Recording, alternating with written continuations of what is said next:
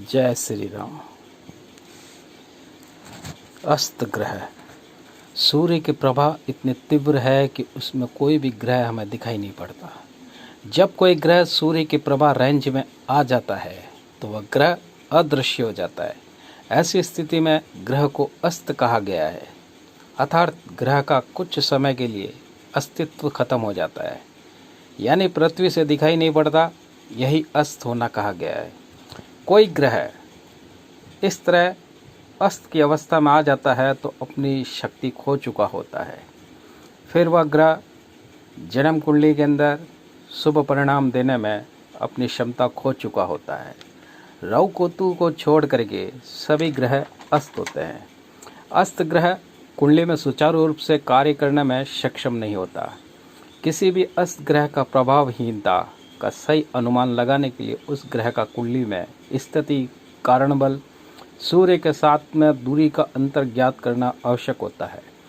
इसके पश्चात ही ग्रह की कार्य क्षमता के बारे में पता चलता है। चंद्रमा जब सूर्य से 12 डिग्री के अंतर्गत होता है तो अस्त माना गया है। मंगल जब 7 अंशों तक होता है तो अस्त माना गया है। बुध 13 अंशों पर अस्त माना गया है। गुरु 11 अंशों पर अस्त माना गया है। शुक्र 9 अंशों पर अस्त माना गया है। शनि 15 अंश पर अस्त माना गया है। अब आपके सामने ये एक मेष लग्न की कुंडली है।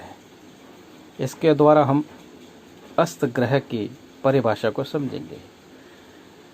जैसे कि ये मेष लग्न की कुंडली है, इसके 10वें भाव में सूर्य 5 डिग्री पर स्थित है।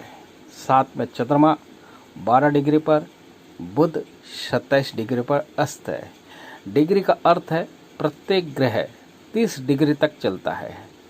कुंडली में दर्शाया गया सूर्य मकर राशि में 5 डिग्री तक चल चुका है।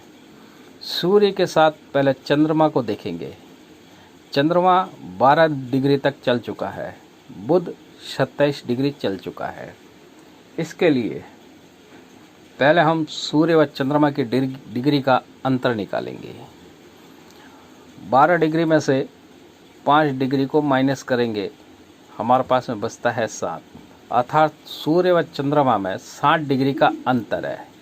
लेकिन चंद्रमा सूर्य के 12 डिग्री के निकटतम होने पर अस्त होता है, तो यहाँ सूर्य व चंद्रमा में 60 डिग्री का अंतर है, तो सूर्य से चंद्रमा अस्त माना गया है। चंद्रमा अपना फल नहीं देगा। इसी प्रकार से सूर्य व बुध एक साथ है कुंडली में, उनकी डिग्री भी देखेंगे। 27 में से 5 गया, 22 डिग्री का अंतर आता है, अर्थात सूर्य से बुध अस्त नहीं है, क्योंकि बुध 13 डिग्री तक अस्त होता है। लेकिन सूर्य बुध की डिग्री में 22 डिग्री का अंतर है, इसलिए सूर्य के साथ में होने पर बुध अस्त नहीं है। अब कुंडली के एकादश भाव पर हम नज़र डालेंगे। मंगल 4 डिग्री पर है। अब यह देखना है कि क्या सूर्य के साथ में मंगल को अस्त कर रहा है, यानी कि मंगल को अस्त कर रहा है सूर्य या नहीं, क्योंकि मंगल सूर्य से सिर्फ एक भाव आगे है, यानी कि निकटतम भावस्थ है। इसके लिए सबसे पहले हम जानेंगे कि सूर्य को अगले भाव में जाने के लिए कितने डिग्री की और यात्रा करनी है। सूर्य भी 5 डिग्री पर है 10वें भाव में, यानी कि 5 डिग्री तक यह गति कर चुका 10वें भाव में। अब इसको अगले भाव में जाने के लिए, यानी कि अगले भाव में जाने के लिए हम 30 में से 5 डिग्री को घटाएंगे, तो हमारे पास में आता है 25 डिग्री। यानी कि इसको अभी 25 डिग्री और चलना है सूर्य को, और मंगल तो 4 डिग्री की यात्रा कर चुका है, तो सूर्य और मंगल की डिग्री में अंतर होगा। 25 में 4 को जोड़ेंगे हम तो कितना आया, 29, तो 29 का अंतर है। अभी तो मंगल अस्त नहीं होंगे, क्योंकि मंगल 17 डिग्री पर अस्त होते हैं।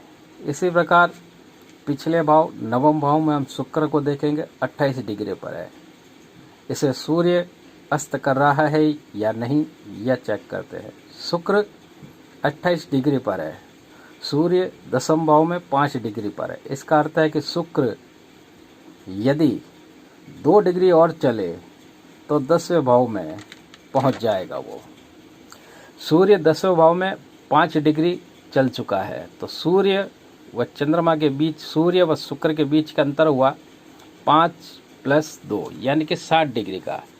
अब शुक्र यहाँ पे अस्त माने गए हैं, क्योंकि शुक्र 9 डिग्री तक अस्त माने गए, तो शुक्र भी अपना फल नहीं देंगे।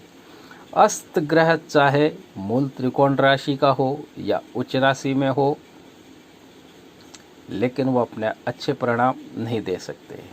अस्त ग्रह एक बलहीन राजा के समान होता है।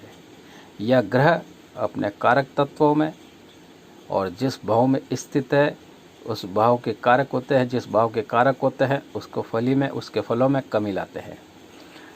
साथ में यहाँ तक कि इनकी दशा अंतर्दशा आती है तब भी अपना शुभ परिणाम नहीं दे सकते। मित्रों, हमारे चैनल को लाइक करें, सब्सक्राइब करें, बेल बटन को अवश्य दबाएं।